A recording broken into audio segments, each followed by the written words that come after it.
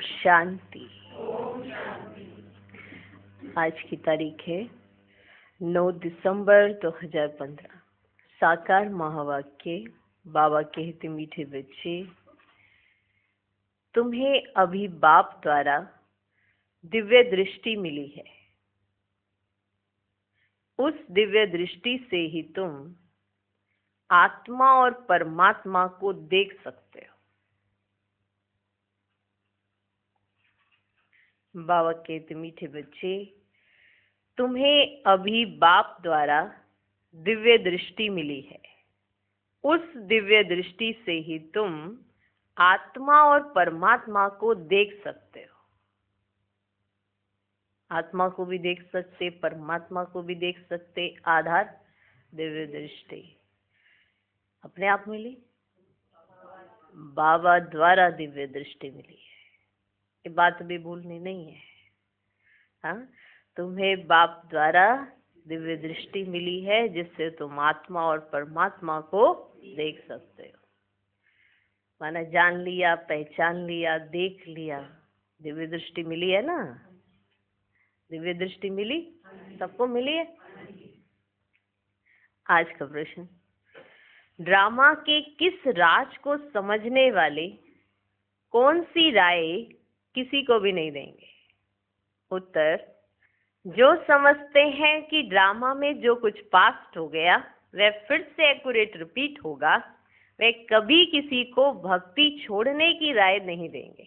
जब उनकी बुद्धि में ज्ञान अच्छी रीति बैठ जाएगा, समझेंगे कि हम आत्मा हैं, हमें बेहद के बाप से वर्षा लेना है। जब बेहद के बाप की पहचान हो जाएगी, भक्ति कब करते? जब पहचान नहीं है। और ज्ञान माना पहचान। जब बेहद के बाप की पहचान हो जाएगी तो हद की बातें स्वतः खत्म हो जाएगी। भक्ति क्या है? हद की बातें। बाबा क्या देने आए? बेहद का वर्षा। लेकिन ये बात एक्यूरेट समझ आ जाएगी तो हम किसी को नहीं कहेंगे कि आप भक्ति क्यों कर रहे हो, भक्ति छोड़ो। जब उनकी भक्ति पूरी होगी, जब उनकी भक्ति पूरी होकर उनके बुद्धि में ज्ञान एक्यूरेट आ जाएगा तो भक्ति ऑटोमेटिक छूट जाती है, कहने की जरूरत ही नहीं पड़ती है। तो अभी ज्ञान कम है और जो कहते हैं दूसरों को भक्ति छोड़ो, उनकी बुद्धि में भी ज्ञान अभी कम है, क्योंकि उनको भी मालूम नहीं है। ठीक है ना? तो भक्ति है हद की बातें, माना लिमिटेशन होती है ना। हमें तो बाप से मिल रहा है बेहद का वर्षा। तो जब बाप ज्ञान देते हैं तो भक्ति ऑटोमेटिक छूट जाती है। जैसे दिन होता है तो रात नहीं होती है ना। तो बाबा ने कहा भक्ति है रात और ज्ञान है दिन। तो अगर दिन है, अभी भी रात है, ऐसा नहीं कह सकते ना। दिन है तो दिन है, माना ज्ञान है तो ज्ञान है। तो भक्ति ऑटोमेटिक छूट जाती है अगर बुद्धि में ज्ञान स्पष्ट है तो। लेकिन आपकी बुद्धि में अगर ज्ञान स्पष्ट है तो आप किसी को नहीं कहोगे कि भक्ति छोड़ो। ओम शांति। अपनी आत्मा के स्वधर्म में बैठे हो। रूहानी बाप रूहानी बच्चों से पूछते हैं, क्योंकि यह तो बच्चे जानते हैं एक ही बेहद का बाप है जिसको रूह कहते हैं। सिर्फ उनको सुप्रीम कहा जाता है। सुप्रीम रूह या परमात्मा कहते हैं। परमात्मा है जरूर, ऐसे नहीं कहेंगे कि परमात्मा है ही नहीं। परम आत्मा माना परमात्मा। ये भी समझाया गया है, मूंझना नहीं चाहिए, क्योंकि 5000 वर्ष पहले भी ये ज्ञान तुमने सुना था। मूंझना नहीं चाहिए। हर बात एक्यूरेट बाप ने समझाई है। मूंझने की तो कोई बात है? कोई ऐसी बात जो समझ ना आती हो? मूंझना नहीं है। ये ज्ञान तुमने एक्यूरेट पहले भी सुना था। आत्मा ही सुनती है ना। आत्मा बहुत छोटी सूक्ष्म है, इतना है जो इन आंखों से देखा नहीं जाता। ऐसा कोई मनुष्य नहीं होगा जिसने आत्मा को इन आंखों से देखा होगा। देखने में आती है परंतु दिव्य दृष्टि से, इन आंखों से नहीं। देखने में आती है आत्मा परंतु दिव्य दृष्टि से, सो भी ड्रामा प्लान अनुसार।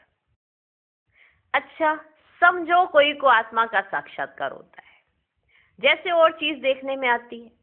भक्ति मार्ग में भी कुछ साक्षात्कार होता है, तो इन आंखों से ही ना वह दिव्य दृष्टि मिलती है जिससे चैतन्य में देखते हैं। आत्मा को ज्ञान चक्षु मिलती है जिससे देख सकते हैं। वह दिव्य दृष्टि मिलती है जिससे चैतन्य में देख सकते हैं। आत्मा को ज्ञान चक्षु मिलती है जिससे देख सकते हैं, परंतु ध्यान में देख सकते हैं आत्मा को, परमात्मा को, परंतु ध्यान में। भक्ति मार्ग में बहुत भक्ति करते हैं तब साक्षात्कार होता है। जैसे मीरा को साक्षात्कार हुआ, डांस करती थी, बैकुंठ तो था नहीं, 500-600 वर्ष हुआ होगा। उस समय बैकुंठ तो था नहीं, था उस समय बैकुंठ था थोड़ी। जो पास्ट हो गया है वह दिव्य दृष्टि से देखा जाता है। जो पास्ट हो गया है, जो बैकुंठ पास्ट हो चुका था, वो फिर उन्होंने देखा दिव्य दृष्टि से। जब बहुत भक्ति करते करते एकदम भक्ति में हो जाते हैं तब दीदार होता है, परंतु उनसे मुक्ति नहीं मिलती।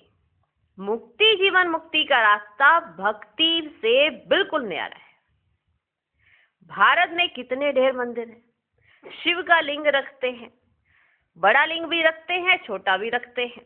अब ये तो बच्चे जानते हैं, जैसी आत्मा है वैसे परमपिता परमात्मा है। साइज सबका एक ही है। किस चीज का? आत्मा का।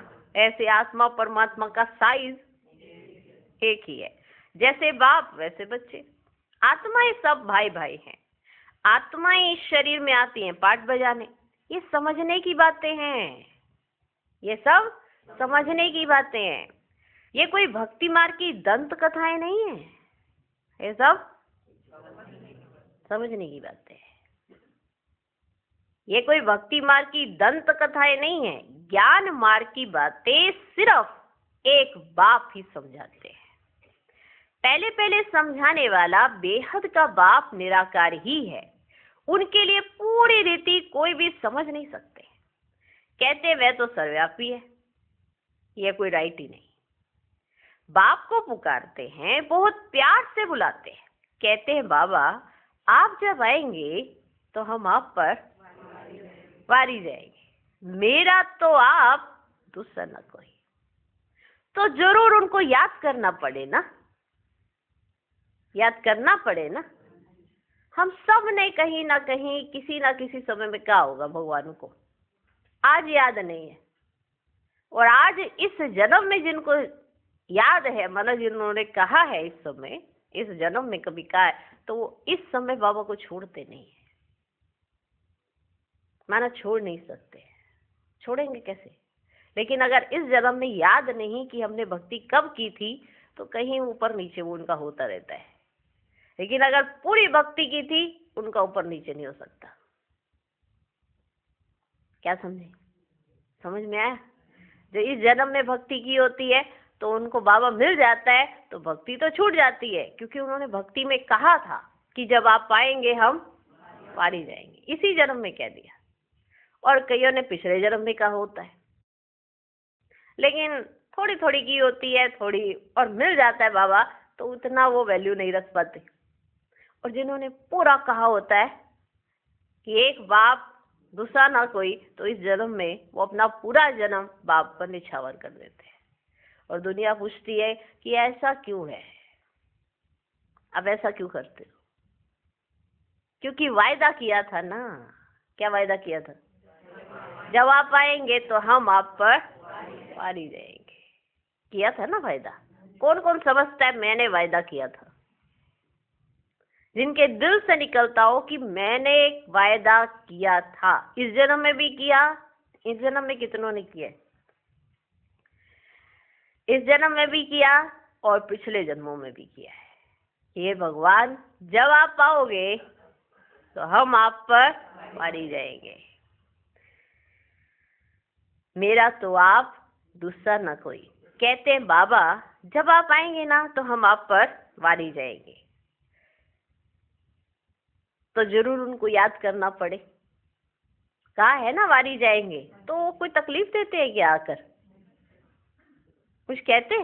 भक्ति मार्ग में जबकि काशी कलवट खाते थे, माना प्राण देने तक को तैयार हो जाते थे, बलि चढ़ते थे, माना कितना कुछ करते थे। और जब बाप सच में आए तो बाबा ने कितना सारा रास्ता बताया। बच्चे तुम्हें और कुछ नहीं करना है, तुम मुझे गलत तरीके से याद करते थे जो मैं हूं ही नहीं। अब मैं तुम्हें राइट वे बताता हूँ। और वो बहुत सहज था मार्ग।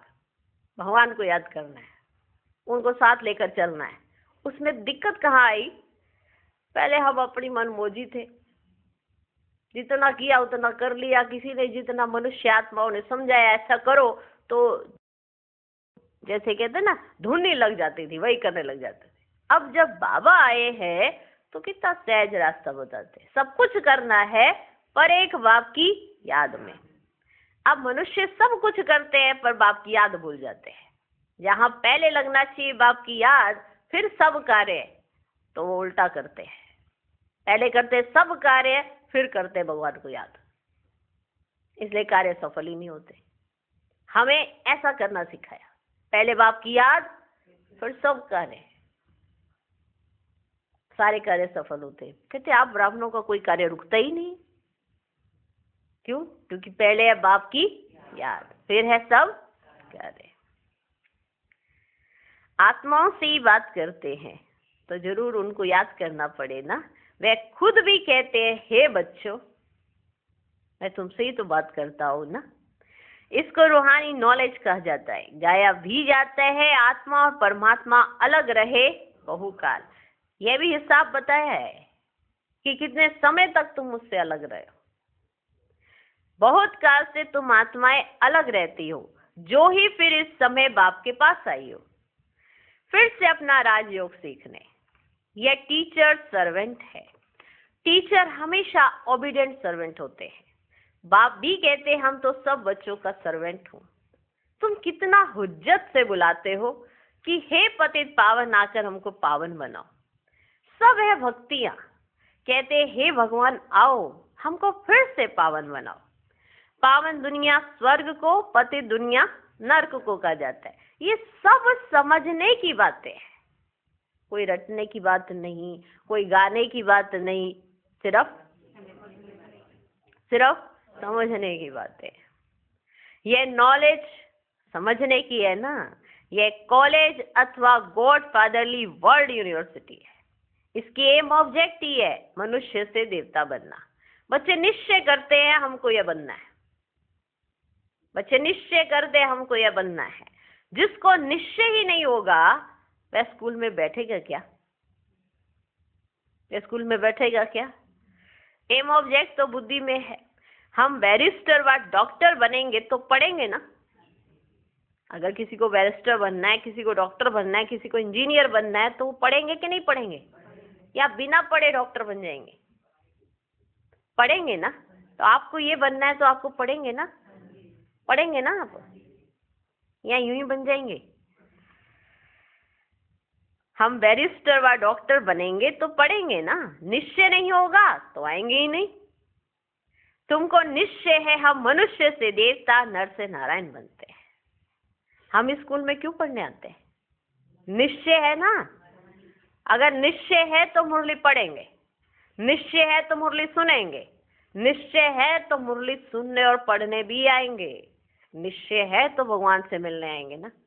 अगर निश्चय कच्चा पक्का होगा तो आएंगे थोड़ा। फिर उनके पास बहुत सारे कारोबार रहेंगे कि नहीं रहेंगे? तो ये निश्चय की बात होती है। तुमको निश्चय है मनुष्य से देवता, नर से नारायण बनते। यह सच्ची सच्ची सत्य नर से नारायण बनने की कथा है।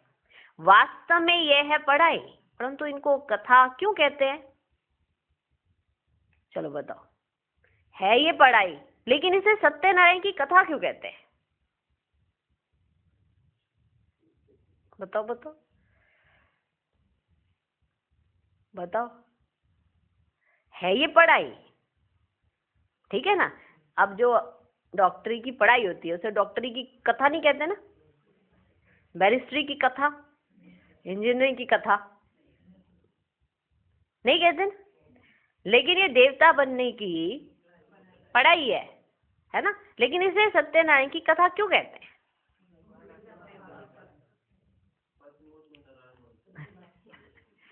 क्यों कहते हैं? कथा किसको कहा जाता है? क्योंकि 5000 वर्ष पहले भी सुनी थी। क्योंकि 5000 वर्ष पहले भी सुनी थी। पास्ट हो गई है, पास्ट को कथा कहा जाता है। कहते हैं ना, इसकी जीवन कथा। जो चला जाता है उसके पीछे क्या लगा देते हैं, ये इसकी जीवन कथा है,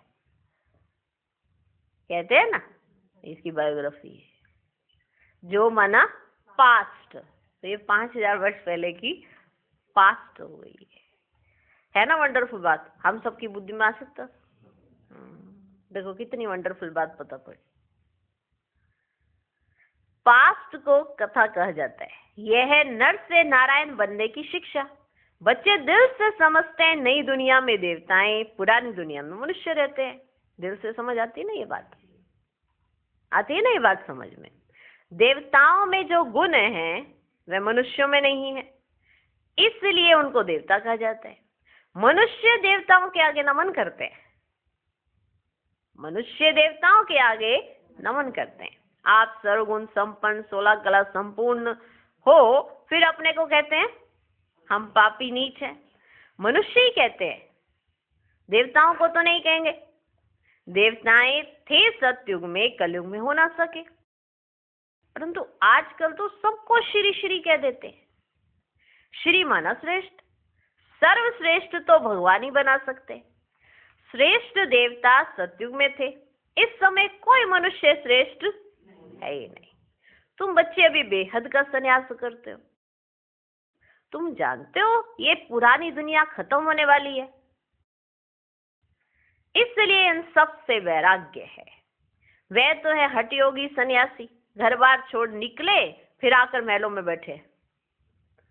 घर बार छोड़ कर निकले और फिर आकर बैठे तो कहाँ? महलों में। नहीं तो कुटिया पर कोई खर्चा थोड़ी लगता है। अगर आकर घर बार छोड़कर कुटिया में रहें तो कुटिया पे कोई खर्चा होगा? नहीं तो कुटिया पर कोई खर्चा थोड़ी लगता है, कुछ भी नहीं। एकांत के लिए कुटिया में बैठना होता है, ना कि महलों में। बाबा की भी कुटिया बनी हुई है, कुटिया में सब सुख है। अभी तुम बच्चों को पुरुषार्थ कर मनुष्य से देवता बनना है। तुम जानते हो ड्रामा में जो कुछ पास्ट हो गया वह फिर से एक्यूरेट रिपीट होगा, इसलिए किसको भी ऐसी राय नहीं देनी है कि भक्ति छोड़ो। जब ज्ञान बुद्धि में आ जाएगा तो समझेंगे हम आत्मा है, हमको अब तो बेहद के बाप से वर्षा लेना है। बेहद के बाप की जब पहचान होती है तो हद की बातें खत्म हो जाती है। पूरी पहचान जब बेहद के बाप की हो जाएगी तो हद की जो बातें हैं वो खत्म हो जाती है। बाप कहते ग्रस्त व्यवहार में रहते, सिर्फ बुद्धि का योग बाप से लगाना है। शरीर निर्वाह के लिए कर्म भी करना है। जैसे भक्ति में भी कोई कोई बहुत नौंदा भक्ति करते हैं, नियम से रोज जाकर दर्शन करते हैं। देहधारियों के पास जाना वे सब है जिस्मानी यात्रा। भक्ति मार्ग में कितने धक्के खाने पड़ते हैं, यहाँ कुछ भी धक्का नहीं खाना है। आते हैं तो समझाने के लिए बिठाया जाता है, बाकी याद के लिए कोई एक जगह बैठ नहीं जाना है। भक्ति मार्ग में कोई श्री कृष्ण का भक्त होता है तो ऐसे नहीं चलते फिरते श्री कृष्ण को याद नहीं कर सकते। इसलिए जो पढ़े लिखे मनुष्य होते हैं कहते श्री कृष्ण का चित्र घर में रखा है, फिर तुम मंदिरों में क्यों जाते हो? श्री कृष्ण के चित्रों की पूजा तुम कहाँ भी करो। अच्छा, चित्र ना रखो, याद करते रहो। एक बार चीज देखी तो फिर याद रहती है। एक बार जो चीज देख ली तो फिर वह याद रहती है ना। तुमको भी यही कहते हैं, शिव बाबा को तुम घर बैठे याद नहीं कर सकते हो। यह तो है नई बात, शिव बाबा को कोई भी जानते ही नहीं है। शिव बाबा को भी जानते ही नहीं ना, मालूम नहीं है ना कि शिव बाबा सच में आकर डायरेक्ट मिलते हैं, कोई चित्र में नहीं है, डायरेक्ट में आते हैं मिलते हैं, कोई नहीं जानते हैं ना। नाम रूप देश काल को जानते ही नहीं, कह देते सर्वव्यापी है। आत्मा को परमात्मा तो नहीं कहा जाता है ना, आत्मा को बाप की याद आती है, परंतु बाप को जानते नहीं तो समझाना पड़े 7 रोज, फिर रेजगारी पॉइंट्स भी समझाई जाती है। बाप ज्ञान का सागर है ना, कितने समय से सुनते आए हो, क्योंकि नॉलेज तो है ना, क्योंकि ये तो नॉलेज है ना। समझते हो हमको मनुष्य से देवता बनने की नॉलेज मिलती है। बाप कहते तुमको नई नई गुह्य पॉइंट सुनाता हूँ, गुह्य गुह्य बातें सुनाता हूँ। सुनिए ना कैसे गुह्य गुह्य बातें मुरली में से निकालनी चाहिए। आज कौन कौन सी गुह्य बातें थी जो मैंने आज सुनी, ऐसे लिस्ट बना, एक डायरी बनानी चाहिए, गुह्य बातें, बाबा की मुरली की गुह्य बातें, जो आप अपनी बुद्धि पर मान निकालो। हाँ, हमने ऐसे निकालनी चाहिए, ऐसे बनानी चाहिए। बाप कहते तुमको नई नई गुह्य बातें सुनाते हैं, मुरली तुमको नहीं मिलती है तो तुम कितना चिल्लाते हो, मुरली तुमको नहीं मिलती है तो तुम कितना चिल्लाते हो। बाप कहते हैं तुम बाप को तो याद करो, मुरली पढ़ते हो फिर भी भूल जाते हो। पहले पहले तो ये याद करना है, मैं आत्मा हूँ, इतनी छोटी बिंदी हूँ, आत्मा को भी जानना है। कहते हैं इनकी आत्मा निकल दूसरे में प्रवेश किया, हम आत्मा ही जन्म लेते लेते अब पतित अपवित्र बने हैं।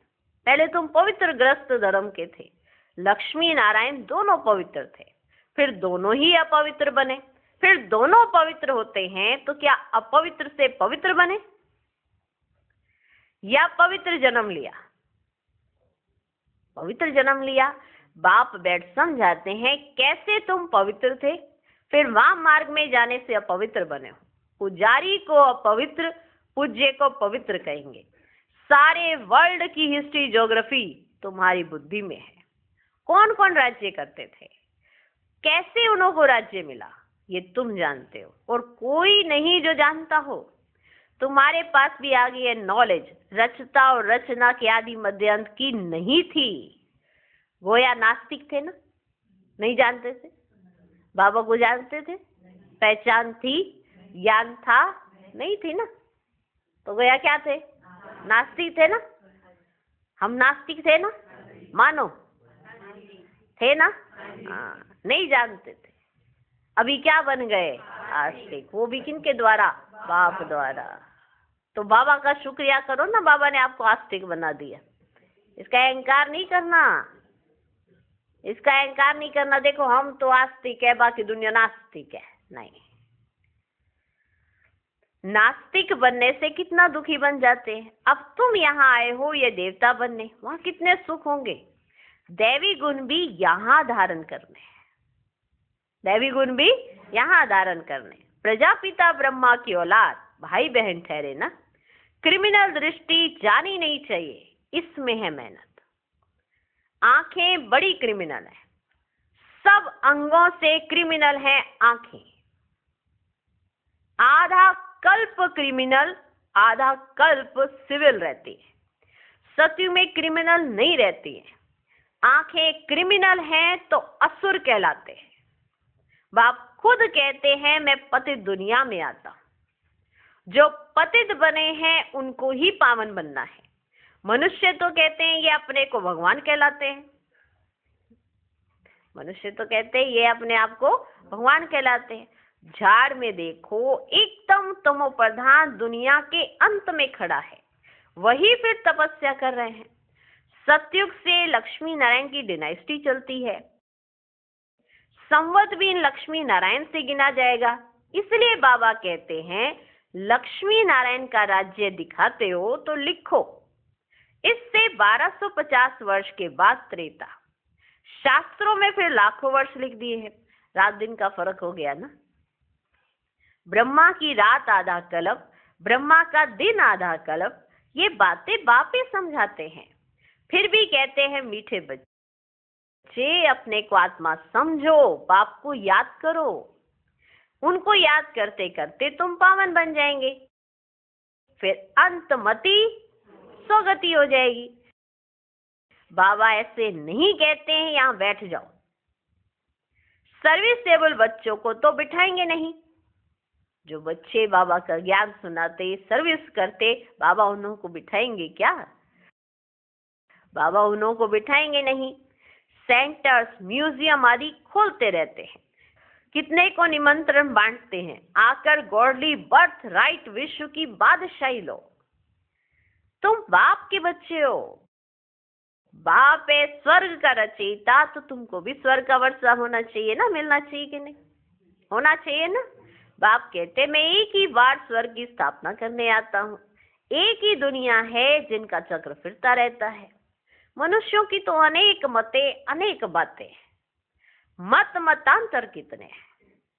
इसको कहा जाता है अद्वैत मत। झाड़ कितना बड़ा है, कितनी टाल टालियां निकलती हैं, कितने धर्म फैल रहे हैं। पहले तो एक मत, एक राज्य था, सारे विश्व पर इनका राज्य था। यह अभी भी तुमको मालूम पड़ा है, पहले जानते थे? यह भी अभी तुमको मालूम पड़ा है। हम ही सारे विश्व के मालिक थे। फिर 84 जन्म भोग कंगाल बने। पहले क्या थे? विश्व के मालिक। क्या थे? कौन थे? कौन कौन? फिर अभी 84 जन्म भोग कंगाल बने। अभी तुम काल पर जीत पाते हो, वहां कभी अकाले मृत्यु होती नहीं। यहां तो देखो बैठे बैठे अकाले मृत्यु होती जाती है।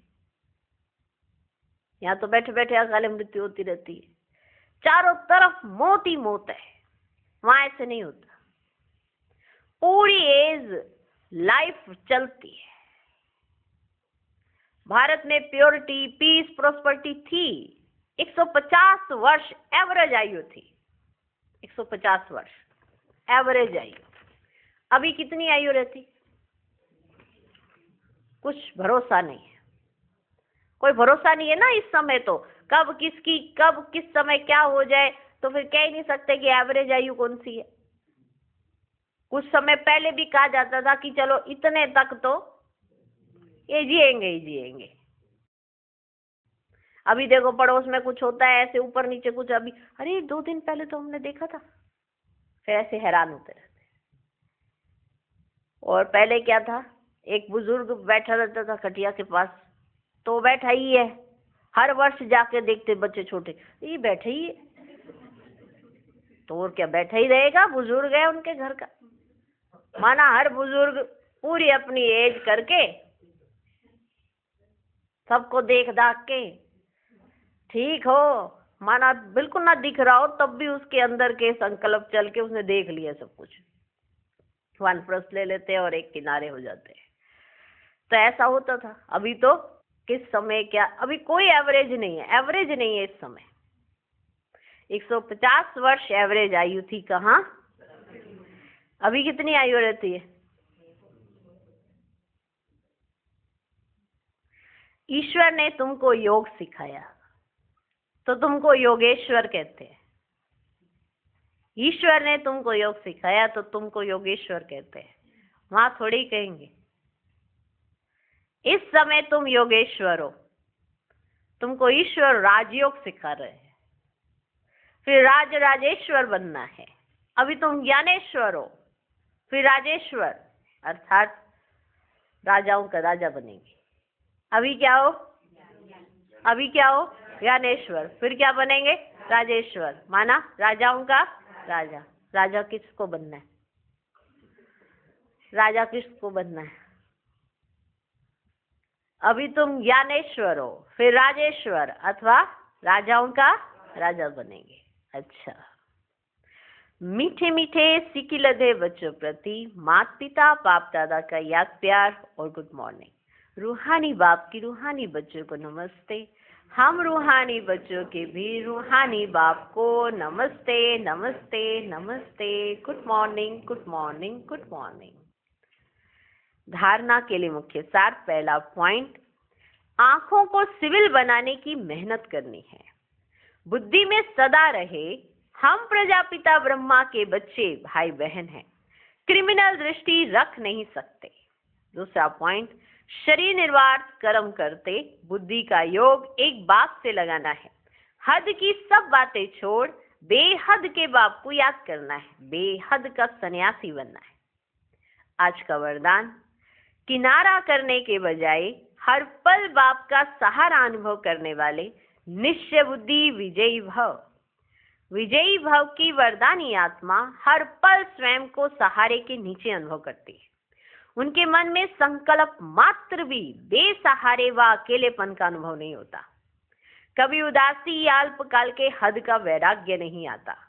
वे कभी किसी कार्य से, समस्या से, व्यक्ति से किनारा नहीं करते, लेकिन हर कर्म करते हुए, सामना करते हुए, सहयोगी बनते हुए बेहद की वैराग्य वृत्ति में रहते हैं। आज का स्लोगन, एक बाप की कंपनी में रहो और बाप को ही अपना कंपेनियन बनाओ। ओम शांति।